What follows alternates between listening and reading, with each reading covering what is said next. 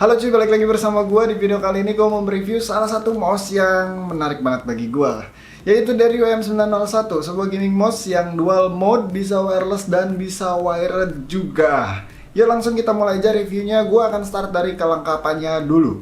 Nah, yang pertama pastinya kita dapat sebuah box yang bentukannya kayak gini. Terus kita dapat kabel dari USB Type-C ke USB Type-A dengan panjang 1,5 meter, tanpa sleeving, tanpa braided, dan ujung kabelnya dia nggak pakai gold plate. Terus kita juga dapat sebuah USB Type-A dongle receiver 2,4 GHz yang bentukannya kecil, jadi kalau dicolokin di laptop ini nggak terlalu mengganggu. Terus kita dapat sebuah manual book, dan satu lagi kita dapat sebuah carrying pouch yang bentuknya keren, materialnya juga bagus, dan ini fit perfectly sama mouse-nya. Dan ini dia mouse-nya, sebuah mouse yang shape-nya itu ambidex, cuman nggak bisa dibilang pure ambidex ya. Karena biasanya ambidex itu kanan dan kirinya benar-benar 1:1 sama banget. Tapi kalau di dari WM901 ini di bagian kanannya nggak ada tombol tambahan, biasanya mouse button 6 atau 7 ya.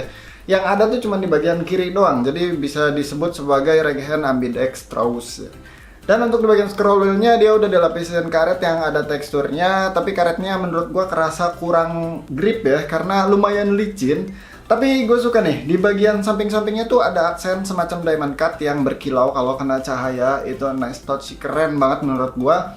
Terus di bagian belakangnya dia ada sebuah tombol untuk ngatur DPI-nya. Cuman ini unik ya. Sebenarnya ada itu double button, cuman bentuknya itu secara fisik cuman ada single button ya. Karena mekanismenya itu kalau didorong ke depan itu untuk naikin DPI, dan dorong ke belakang itu untuk turunin DPI. Nah, di bagian sampingnya ada mouse button 45 yang penempatannya menurut gua oke. Bentukannya juga panjang jadi gampang diklik. Travelnya juga oke, nggak terlalu dalam. Soalnya gua lebih suka yang kayak gini daripada yang jeblos sampai ke dalam.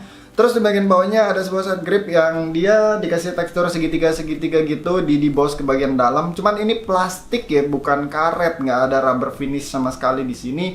Dan gue pribadi jujur masalah gripnya gue lebih prefer di emboss aja daripada di deboss. Soalnya kayaknya ini lebih nggak kerasa daripada di emboss gitu loh. Dan di bagian kanannya juga sama, ada tekstur yang kayak tadi gue sebutin ya. Dan untuk di bagian depannya sini ada port untuk USB Type-C. Ya, port ini berguna untuk ke wired mode atau untuk ngecas si mouse-nya. Anyway, baterainya ini dia udah include di dalam si mouse-nya. Jadi nggak bisa dibongkar-bongkar, nggak bisa ganti pakai baterai A2 dan segala macem, emang udah include. Jadi satu-satunya cara untuk ngecas baterainya adalah dengan menggunakan kabel USB Type-C-nya. Di bagian bawahnya pastinya ada sebuah mousepad yang menurut gua kerasa cukup kasar ya kalau dipadukan dengan mousepad yang memang teksturnya kasar juga. Cuman bagusnya buat kalian yang memang orientasinya itu ke kontrol ya, mungkin ini jadi lebih oke. Nah, kemudian di dekat sensornya ada dua buah switch yang ini sangat amat berguna dan gue suka banget. Yang pertama ini switch on off untuk nyalamatiin si wireless mode-nya. Jadi kalau kalian lagi pakai kabel USB Type-C-nya, itu kan berarti wired mode sekaligus ngecas si mouse-nya ya. Kalian nggak perlu nyalain saklarnya, ini cukup di off aja, mouse-nya udah fungsi dan udah ngecas gitu loh. Terus di bagian sebelahnya lagi ini ada saklar switch untuk nyalamatiin si lampu RGB-nya. Jadi kalau di klik mati, klik lagi nyala ya. Ini gue suka banget karena ada shortcut yang simple gitu loh, gampang banget, tinggal di switch doang, nggak perlu kontrol lewat softwarenya. Nah, untuk beratnya sendiri dari WM901 ini ada di sekitaran 100 gram lebih dikit, yang menurut gue ngepas lah untuk sebuah mouse wireless yang udah built-in baterai ya, nggak terlalu berat dan nggak terlalu ringan juga. Overall dari segi ukuran, shape, dan segala macamnya, gue ngerasa mouse ini bisa ngasih kenyamanan untuk gue yang tangannya nggak terlalu gede dan tipikal gue yang pakai palm grip. Nah, lanjut untuk switch-nya, ini gue nggak tahu secara spesifik ini switch bikinan Huano atau Omron, karena gue tidak menemukan spesifikasi teknis yang menjelaskan switch-nya itu tipe apaan. Yang jelas tertulis lifespan-nya doang, dan kalau gue ngeliat di dusnya itu ada hal yang menurut gue cukup aneh. Karena di bagian depan itu tertulis bahwa switch-nya itu lifespan-nya ada di 50 juta kali klik, tapi kalau ngelihat di bagian belakang itu ada di 30 juta kali klik. Jadi gue nggak tahu yang bener yang mana, 30 juta atau 50 juta kali klik. Yang jelas untuk travel distance-nya ini nggak tinggi, ini malah kerasa lumayan ceper, yang gampang banget ngekliknya. Terus tactile-nya juga kerasa oke, suara klikinya nggak terlalu berisik juga, dan responnya kerasa cepet-cepet aja. Jadi gue suka sih sebenarnya sama switch-nya dari WM901 ini.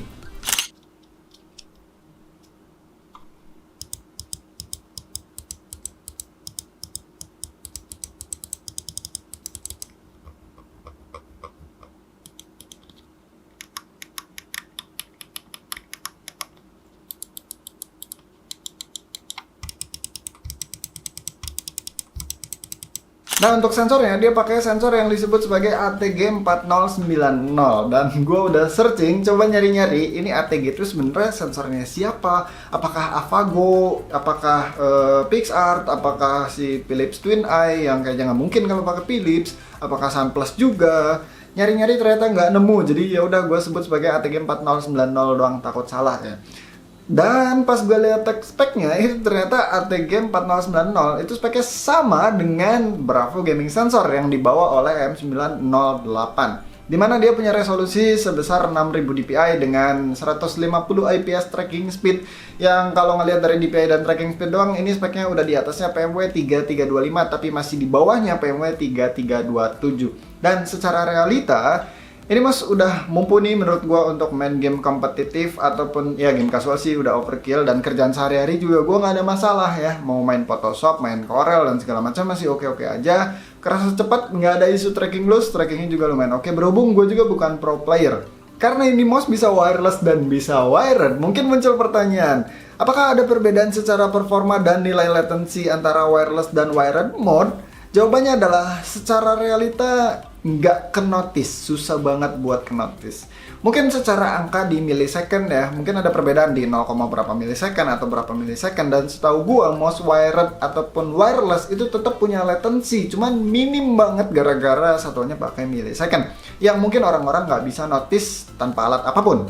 Jadi ya di mouse ini juga gue merasakan hal demikian, berhubung dia juga pakai dongle USB 2,4 GHz yang memang harusnya jauh lebih kencang daripada pakai koneksi Bluetooth ya.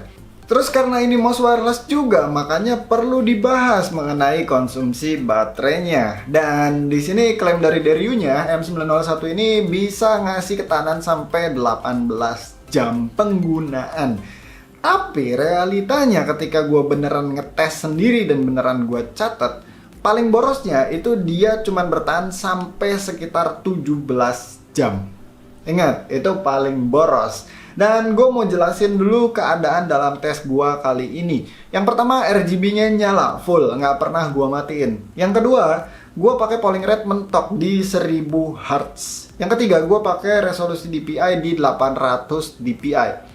Dan yang keempat, kondisi penggunaannya adalah gue ngetes baterai di mouse ini itu dengan main Dota, CSGO, ganti-ganti tuh dua itu ya. Terus kadang-kadang gue browsing juga, dan kadang-kadang gue AFM juga. AFM tuh away from mouse ya, kalau AFK kan from keyboard, karena ini mouse jadi AFM. Dan ya dari situ gue menemukan bahwa konsumsi baterainya paling boros itu ada di sekitaran 17 jam. Tapi kalau paling irit itu ada di sampai hampir 20 jam loh. Yang menurut gue itu irit banget sih. Tapi gini ya, dia tuh punya mode yang bisa dibilang lumayan oke, karena dia punya standby mode dimana ini akan aktif ketika kalian tidak menggunakan mouse-nya selama sekitaran 20 menit. Ya, dan gue mau bahas untuk ngecasnya. Ngecasnya gimana bang? Apakah lama? Ya, ngecasnya menurut gue lumayan lama cuy, karena dia ini ngecasnya penuh, bukan penuh, keisi 10% itu dalam waktu 10-20 menit. Ya, itu lumayan lama sih. Tapi dengan keadaan mouse-nya itu lagi dipakai ya. Oke, yang terakhir seperti biasa gue akan bahas softwarenya, dan softwarenya bisa kalian download di websitenya Dairyu. Tampilannya jadinya kayak gini ya, secara UI dan layout ini oke banget sih, karena gampang dimengerti dan asik juga dilihatnya. Yang pertama ada key setting atau key assignment atau key mapping. Kalian bisa program tuh dari 7 tombol yang sudah disediakan.